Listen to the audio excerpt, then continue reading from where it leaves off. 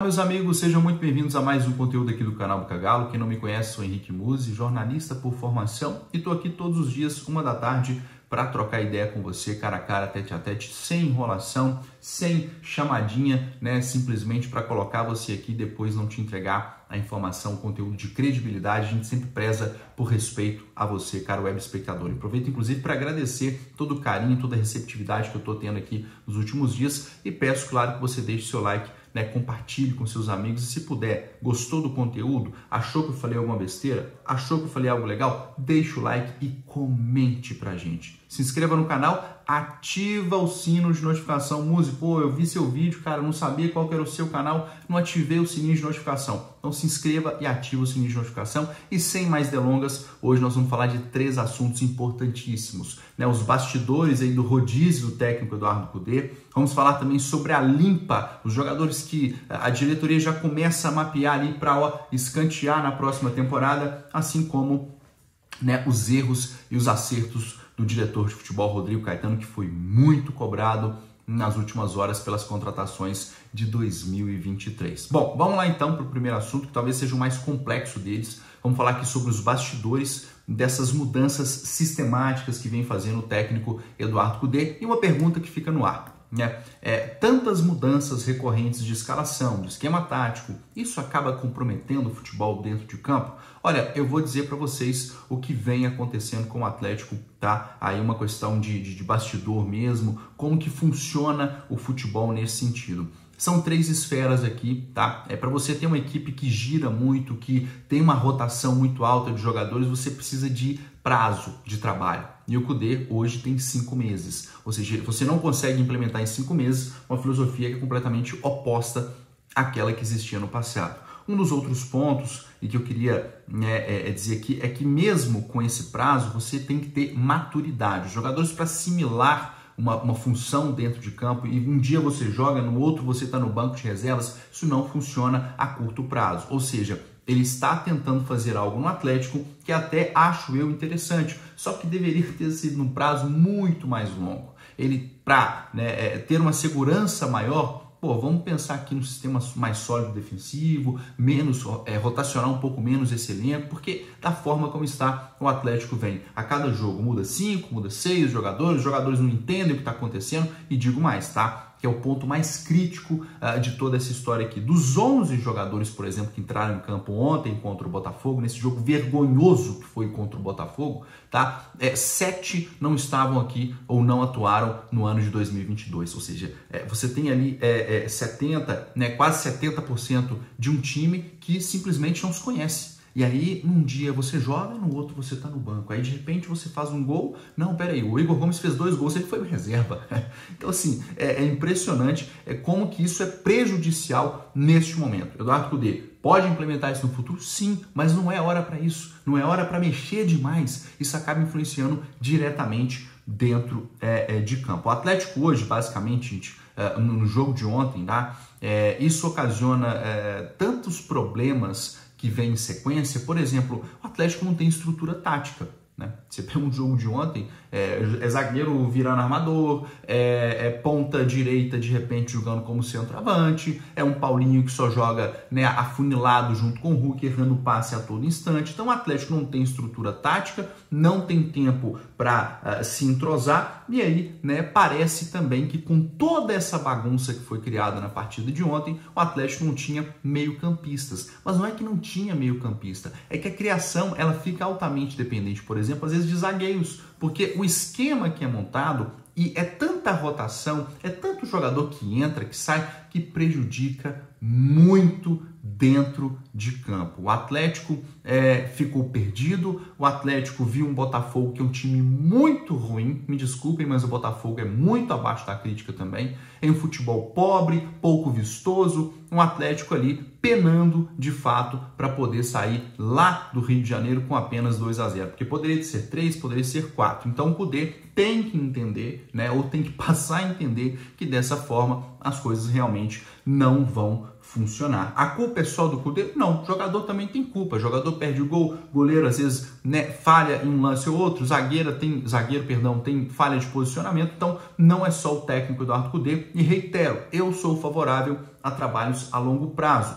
Quando eu digo isso, se vocês perguntarem, né, para todo torcedor do Galo, quando o Turco Mohamed foi demitido e o Cuca volta, o torcedor imaginou que o Galo seria campeão de tudo novamente. Não foi, porque trocar treinador no meio de uma temporada não funciona. Não funciona porque você tem jogos importantes, não dá tempo de você treinar. Um time treina, joga no domingo. Presta atenção no que eu vou dizer. Você joga no domingo, você folga a segunda porque a sua condição física não permite. Na terça você tem um treino regenerativo e na quarta você está jogando. Então me desculpem, mas qualquer treinador que for contratado neste momento, em eventual saída do técnico Eduardo Cudê, não mudará absolutamente nada tecnicamente ou taticamente.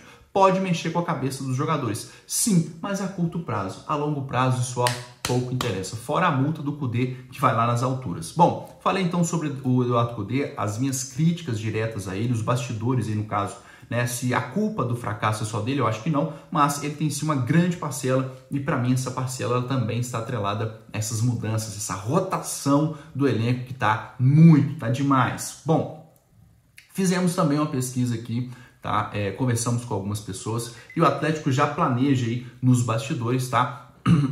Fazer uma limpa no elenco. E essa limpa ela começa aí com pelo menos 4 jogadores, tá? Para a próxima temporada. São jogadores que ainda têm contrato com o Atlético e o Atlético vai buscar um destino para eles. Outros já têm aí o contrato encerrando ao fim de 2023. O Galo não dará sequência na permanência destes atletas. Eu estou citando aqui basicamente Vargas, Dodô, Hever e Allan Kardec, tá? Se a gente for pensar nessa lista, eu não vou citar salário de um por um, mas ao todo, esses 4 jogadores aí ocupam 2 milhões de reais da folha do Galo. 2 milhões de reais são 2 Hulks que você paga por mês. São 2 Diego Costa, por exemplo, que você teria no elenco do Atlético. 2 Nacho Fernandes no elenco do Atlético. Ocupado por 4 atletas que, convenhamos, o Vargas é um verdadeiro vagalume, tem jogo que ele vai bem, tem jogo que ele desaparece, né? Aí você tem, por exemplo, o Dodô, é um jogador que não tem a confiança do próprio técnico, nota 5, 6, tem um contrato encerrando aí em dezembro de 2023, mas tem algumas circunstâncias que me chamam a atenção, né? O Atlético tem contrato com o Vargas até dezembro de 2024, tem contrato com o Allan Kardec até junho de 2024. Eu quero saber o clube que vai querer essa galera aí, porque desfazer de um jogador, talvez por um acordo, ok, você paga, o jogador sai, resolve sua vida, às vezes faz um acordo reduzindo essa folha salarial também. Eu acho que é uma composição que pode ser interessante. E aí eu deixo uma pergunta, né? 21 milhões de reais só nesses 4 jogadores aqui anualmente. Eu deixo uma pergunta para você, meu amigo, minha amiga. Você seria favorável, né, à demissão ou à rescisão contratual de algum desses jogadores? Deixa aí no seu comentário, tá? Eu quero saber realmente o que você pensa. Relembrando, estes 4 nomes que eu citei aqui são nomes que a diretoria do Atlético já trabalha para remanejar na próxima temporada. Não fica no Atlético. O Hever encerra a carreira, né? E aí você tem o Vargas, você tem o Kardec e você tem o Dodô. O Atlético buscando aí clubes para que esses jogadores possam atuar na próxima temporada ou fazer uma rescisão, alguma coisa amigável ali. A SAF também está vindo aí e vai profissionalizar esse esquema. Por último, a pauta e não menos importante, vamos falar sobre o Rodrigo Caetano, as contratações, erros e acertos, mas antes peço que você deixe seu like, compartilhe com seus amigos, por favor, gente, faz muita diferença quando você deixa o seu like, então deixa aquele likezão, fortaleça o Henrique aqui, tá? A gente tenta produzir, eu tô aqui gravando esse conteúdo, a gente pesquisa, a gente corre atrás, então dá essa moral pra gente poder, ó, alçar voos bem altos. Rodrigo Caetano, tá? Para fechar a conta aqui, o torcedor cobrando muito do Caetano nas últimas horas, e eu quero aqui trazer um contraponto para vocês, tá? Não tenho procuração nenhuma para defender o Rodrigo Caetano, mas para mim a janela de transferências do Atlético em 2023 foi a melhor desde a chegada do Rodrigo Caetano.